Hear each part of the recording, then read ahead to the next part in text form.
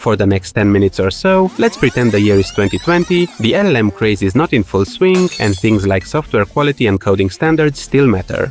Tiger Style's slogan is to do the hard thing today, so tomorrow becomes easy. These days, most of the software world would probably react like, "Ain't nobody got time for that!" But I have this feeling that we'll all end up paying soon enough for the easy life we are enjoying in the vibe coding, prompt engineering, and agent loop era. By the way, you can call me stupid, but I still have no clue what's the deal with this loop agentic engineering, but that's a topic for a different video. Anyway, back to Tiger Style. In this Monday morning review, we'll look at a coding philosophy focused on safety, performance, and developer experience, brought to you by the developers behind the database designed for processing financial transactions at scale. I'm mentioning this because Tiger Beetle sits in the middle of modern financial systems, where a small mistake can have massive implications with things like duplicated transactions or corrupt balances. When you are working directly with your customers' hard-earned money, the pressure is on, since people tend to be a bit more annoyed if something goes wrong. So Tiger Style focuses on three main values: safety, performance, and developer experience, and this order is actually important. This already makes things slightly unusual because most modern development philosophies start with developer experience. After all, we usually look for the framework that's the most popular and easiest to learn, and that's how we all ended up with React all over the place.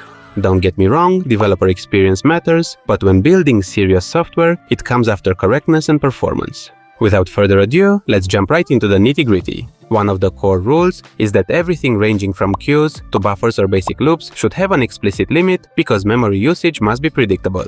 In practice, we all wrote simple code like this one, which works well if you are building in an ecosystem famous for having major security issues every other week. But if you want to follow best practices, the code should always make the amount of possible work explicit. By the way, don't worry about the programming language in these examples, because these rules generally apply if you are aiming to build truly reliable software. So the program defines the maximum amount of work it can accept and checks that the assumption still holds. Also note that Tiger Style also prefers explicit integer widths such as U32 instead of architecture-dependent types such as usize where possible. For a bit of context, types like usize exist in languages such as Zig and Rust, and their size depends on the target architecture. On a 32-bit system, they are 32 bits wide, while on a 64-bit system, they are usually 64 bits wide. Memory allocation follows the same approach. Tiger Beetle does not perform general dynamic allocation after initialization, and this is actually kind of fascinating. During startup, the entire system calculates how much memory it needs based on configured limits and allocates it before entering the main event loop. In other words, code processing transactions does not repeatedly allocate and free heap objects. Instead, the implementation uses more specialized data structures. This avoids allocator latency and fragmentation during transaction processing, while also reducing the number of lifetime-related states the program has to handle. Memory fragmentation is not something we usually think about in higher-level software, but it becomes important in long-running low-level systems that constantly allocate and free blocks of different sizes. Over time, you can end up with plenty of free memory in total, but split across many small regions that are not large enough to satisfy a bigger allocation. This is usually called external fragmentation. You can also get internal fragmentation, where an allocator gives you a block larger than the amount of memory you actually requested because allocations have to follow fixed size classes or alignment requirements. Neither problem necessarily crashes the program immediately, but they make memory usage less predictable. So when you hear that a memory is garbage collected, we usually take it for granted, but under the hood working with the memory is actually really hard. Tiger Style also makes heavy use of assertions, and the style guide recommends averaging at least 2 assertions per function. If you are like me and you almost never use assertions in your day-to-day job, just know that they are a mechanism used to encode invariants that cannot always be represented by the type system. If these assumptions stop being true, the program fails immediately instead of continuing with invalid state.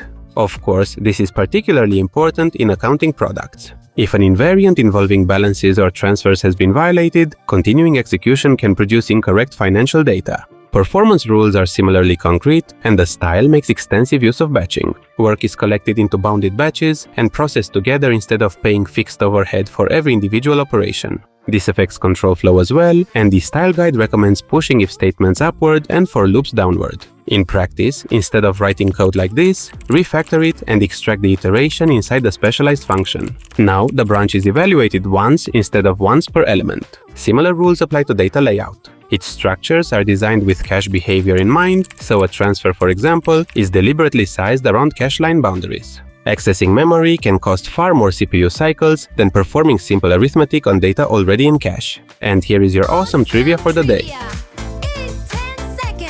A modern core running at around 3 GHz gets through roughly 3 billion cycles a second. Adding two integers that are already sitting in registers costs about 1 cycle, and on a wide out-of-order core, it can effectively cost less than that because the machine retires several instructions per cycle. Now compare that to the memory hierarchy. Reading from L1 data cache costs somewhere around 4 or 5 cycles. L2 is closer to 14, and L3, which is shared between cores, lands somewhere in the 40 to 60 range. So reading from the main memory costs somewhere between 200 and 400 cycles, depending on the chip and how busy the memory controller is. In other words, in the time it takes to fetch one value from RAM, the core could have executed several hundred arithmetic operations. This is why Tiger Beetle spends so much effort making sure that the CPU works on compact data that is already available in cache.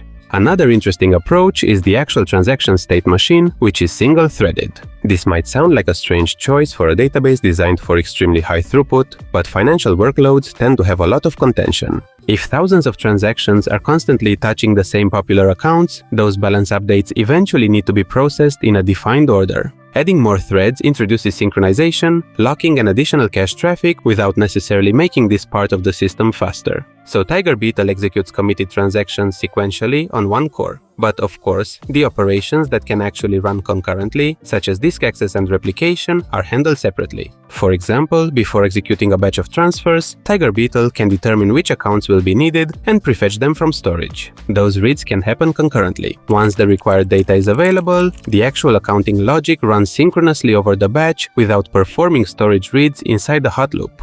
Another performance rule is to avoid unnecessary copying, serialization, and deserialization in the hot path. Tiger style recommends fixed-size structures aligned around the data the CPU actually needs, while avoiding repeatedly transforming the same bytes between internal representations. Imagine receiving a 128-byte transfer over the network, deserializing it into one object, copying it into another structure, converting a few fields again for storage, and then copying the whole thing into another buffer. Each individual copy might look cheap, but at millions of operations per second, memory bandwidth starts becoming one of your performance limits. Tiger style therefore treats data movement itself as work that needs justification. External interfaces are treated carefully as well.